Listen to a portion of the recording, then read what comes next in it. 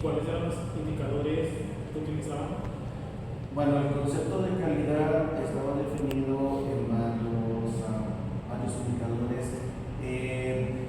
Nosotros era la producción de paneles donde se cortaban, entonces verificaba que el corte tuviera ciertas dimensiones, es decir, del tamaño original, que será más o menos 3 milímetros, en el espesor también, que abonaran las piezas, se cortaban 2 piezas cada hora, cada 2 horas, que de calidad las abonaban, se abonaban perfectamente bien adelante. Si había algún problema nos avisaba que se estaba corriendo una lámina, que decía que no fue como nada bien.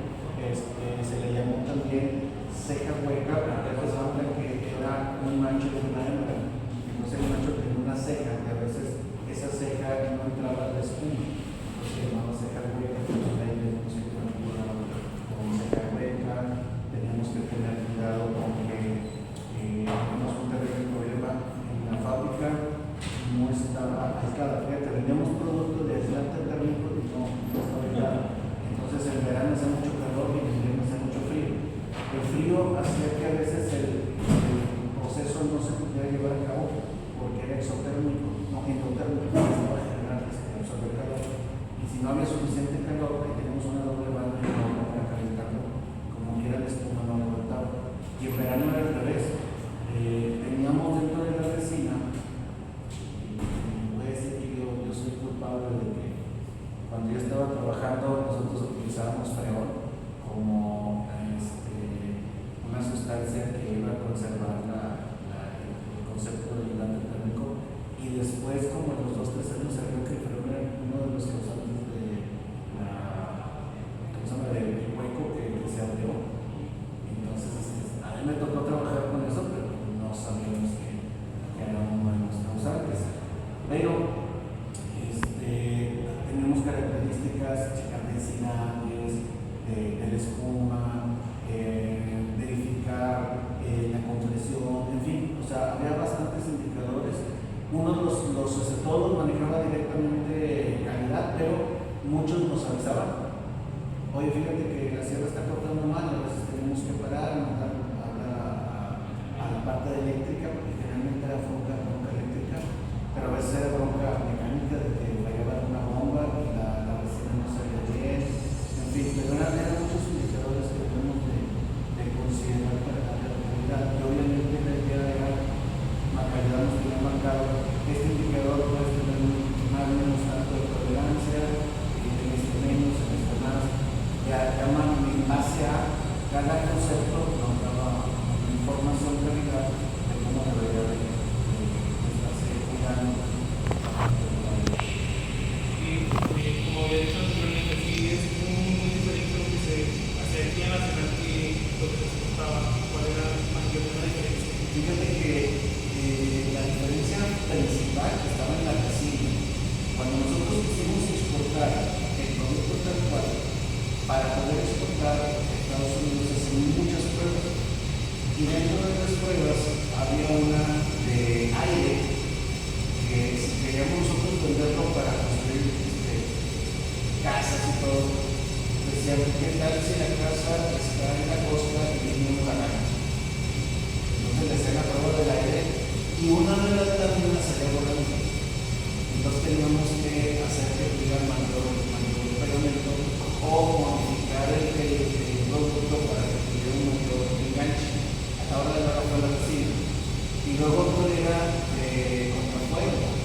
Una casa que tuviera algún producto que fuera inflamable, acababa de volar. Entonces le hacían pruebas de fuego, y nosotros aquí en México la pasamos fácil. Pero en Estados Unidos eran muchísimo más quisquillosos. Entonces era no nada más que la verdad se cuenta que con una llama calentaba el producto y quería checar qué área se había quemado, y aparte era cuánto humo se había producido. Entonces ahí fue también que se hicieron modificaciones en la resina para que pudieran pasar esas características. Pero el producto estaba igualito.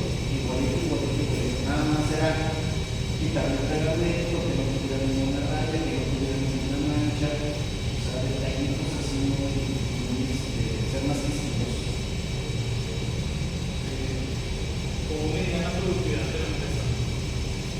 Teníamos para la parte de productividad era la cantidad por un lado la cantidad de productos que habíamos fabricado, pero simultáneamente la cantidad de metros lineales o metros cuadrados que se deben tocar. Entonces, al final del reporte debemos de poder ver el golpe de y la canción de la producción lo pasaba a metros cuadrados, en ocasiones metros cúbicos, longitudes, para saber cuánta la masa de consumido, y ese tipo de cosas. Entonces, por ejemplo, yo rompí menos de producción, pero estaban basados más que nada en la cantidad de metros que se han fabricado al año.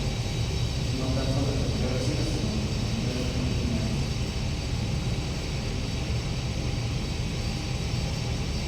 Y indicadores de eficiencia manejaban o como viene la eficiencia de la empresa desde la parte de cuánto material se reciclado, es decir, la lámina, la resina de químicos que se han utilizado, etc. Y aparte, cuánto material ha referido de primera, cuánto de segunda, cuánta lámina se desechaba, el producto que ya era segunda, tercera, o sea, que no servía, todo eso al final se medía y se determinaba qué tan productivo era el turno, lo nominábamos por turnos. Entonces, podíamos de repente decir, es que el turno de Miguel González tenemos broncas, pero con Martínez está saliendo excelente. ¿Qué pasaba? Que a veces uno aumentaba la velocidad, y al aumentar la velocidad, de repente había problemas de que se empezaban a mover las láminas o que la espuma no llenaba. Entonces eran pequeños ajustes que se tenían que hacer, pero pues deben estar controlados en base a cuáles son las condiciones que me estás pidiendo. Entonces era también cuántas segundas salían, por eso este ingeniero no quería segunda, todo lo mandaba. Y una vez me tocó verlo, no sabía yo que hacía trampa. Cuando de repente le decían, este también salió de segunda, lo abrían y lo manejaba como lámina de desperdicio y espuma que se hizo para una prueba. Y la segunda desapareció. No, sí, era picudísimo, era un ingeniero de firma picudísimo. Pero todo eso se fue detectando y se le llamaba la atención para hacer lo que quería. Para proseguir, ¿qué tipo de capacitación se realizaba en la empresa? Nos daban capacitación tanto en la parte de producción de maquinaria como sobre todo nos metía mucho la parte de aspecto humano, porque obviamente es muy común las reglas con un sindicato de los trabajadores que acaban de los supervisores. Los supervisores, por indicaciones de no sé quién, en todas las industrias se piensa que debe de ser la está encima de los trabajadores. Entonces, a mí me salía como punto positivo y negativo de los compañeros con los que hacía los cursos que yo era un líder paternalista. Y también como positivo y negativo me decían que era demasiado tranquilo. Entonces, cuando yo le decía cuál que me daba el curso, ¿por qué me lo ponen como positivo y negativo? Dice como positivo porque los compañeros de trabajo traes la bronca y te ven tan tranquilo que les das confianza de que tú sabes qué es lo que vas a hacer. Dice, pero hay otros que esa tranquilidad los desespera porque dicen, ya salgo y te ven que estás piense y ya se dan cuenta que haces ese movimiento y jala, pero están así como que si ya sabías por qué lo vas a hacer, porque no sabías, estaba pensando en las instrucciones, pero sí, son detalles que ¿La empresa daba incentivos a sus empleados y si se daba, de qué tipo? Prácticamente a los trabajadores en una productividad y a nosotros era las utilidades. No teníamos montado de confianza, no teníamos bono de productividad. Okay. Ya por una pregunta, ¿existían equipos de trabajo? ¿De qué tipo manejaba la empresa? Equipos de trabajo. Equipos de trabajo, sí, pero sí se dividían por las áreas, el equipo de producción, el equipo de calidad, de ventas, etc. No, voy a hacer otra pregunta, no me pusieron mucho tiempo y